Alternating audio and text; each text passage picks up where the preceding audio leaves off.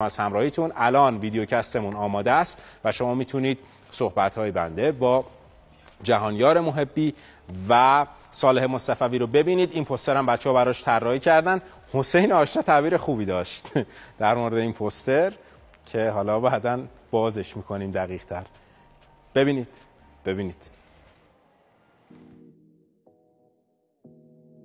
Manchester United versus Chelsea at Old Trafford. The Blues arrive in fine form. چلسی و منچستر یونایتد. بریم سراغ مسابقه. آقای صالح خان نظرتون چی بود؟ چطور دیدید این مسابقه رو؟ اول خیلی کلی شروع کنیم. اگر بخوام از دیدگاه منچستر یونایتد به بازی نگاه کنیم، یه بازی بود که در واقع پلن کلی منچستر یونایتد تو بازی دیده میشد. برنامه پرسینگ، برنامه بیلداپ، برنامه کارهای ترکیبی و تهاجمی توی فاز بالای زمین. اینطوری میتونم بگم که منچستر یونایتد بازی خوبی ارائه داد، بازی با برنامه‌ای ارائه داد، اما این برنامه تکرار شونده نبود. برنامه‌هایی که برای بازی داشت یه موقع‌هایی اون نظم و تاکتیک از بین میرفت، ولی میشد فهمید که برنامه پلنی وجود دارد. آقای جهانیار خان، برنامه یا احساس، این فکر میکنم سوال خیلی مهمی باشه.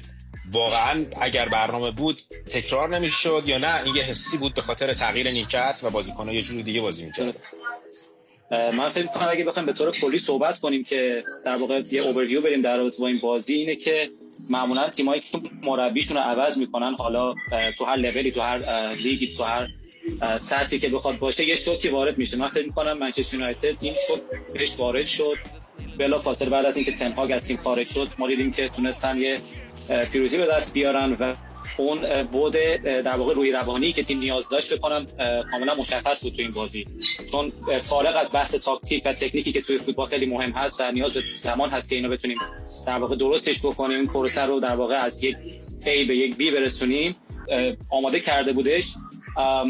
در واقع طوری نبودش که بتونن دومینیت کنن بازی، یعنی بازی رو تو کنترل داشته باشن. بیشتر سعی کردن که اجازه ندن با پرس کردن بالا، همون 4-2-4 که سال گفتش، ترجمه این که بازیکن مثل پالمر رو دارن میتونه توی زمین شناور بازی بکنه، کامبینیشن درست بکنه.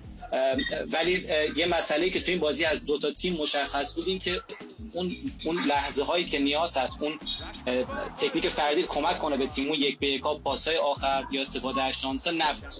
برای همین خب بازی 1-1 شد. بیام سراغ منچستر جدید با آموریم که البته قراره که روبن آموریم از بعد از فیفا دی اضافه بشه و کاملا تیم داره ذهنیت خودش رو آماده میکنه برای اومدن آموریم. آموریم اگر نگاه بکنیم به سیستمی که داره استفاده میکنه تو قالب بازی‌های گذشته معتقده و سعی میکنه که از 3 مدافع استفاده بکنه. فکر میکنی این سیستم توی منچستر جواب بده با توجه به داشته‌های حال حاضر منچستر و اینکه یک تغییر عمده در خط دفاعیه، یا نه میاد و همین سیستم رو سعی میکنه ترمیم کنه و فصل اینطوری پایان ببره؟ ببینید، اول که خدمتتون عرض کنم که داشته‌های یه مربی مهمه. من نمیدونم اون چی کار خواهد کرد، ولی معتقدم حتما تا قبل پنجره نقل و انتقالات تصمیم جا انداختن یه چیز جدید، یه منبع. جهانیار 4-3-4-3 یا 3-4-2-1 قالب ترکیب و فرم بازیه که فرمیشنیه که آموریم بهش خیلی معتقده. فکر میکنی این اصلا ابزارش تو منچستر هست؟ یعنی قبل از اینکه حالا بریم تو این که ابزارش رو یا نه، فکر کنم این سیستم خیلی سیستم تهاجمی هست. یعنی شما به خاطر اینکه توی خط هافبک بازیکن‌های خیلی زیادی خواهی داشت که میتونن اگه تیم حریف 4-4-2 بازی بکنه بتونن مچ کنن توی وسط زمین، و وینگرایی که دارید و فول بک هایی که دارید میتونن خیلی کمک کنن از جناح حمله کنن. ولی شما یه چیزی رو در نظر داشته باشین، حالا من یه تجربه کوتاهی تو واتفورد داشتم توی چمپیونشیپ. ما هر 3 روز یه بار بازی کردیم، یعنی ما بعضی اوقات زمانایی هست که اصلا تمرین نمیکنه تیم، یعنی فقط شما بعد بازی میای یه ریکاوری انجام میدی، میتینگ رو انجام میدی و میری بازی بعدی. و اینکه حالا مربی بیاد توی این مقطع وارد تیم بشه بدون پری سیزن بخواد یه تغییر کلی درست بکنه، یه مقدار به نظر من دور از ذهنه. ممنونم. شاید یکی از راههای برون رفت منچستر یونایتد اینه که جلو دهن روی کین رو بگیرن، چون هر چند وقت یه جوری مصاحبه میکنه که کل تیم میریزه به هم. آخری مصاحبهش گفته بود کاملا یه تیم معمولی و متوسط شده و اصلا دیگه اهمیتی براش نشد.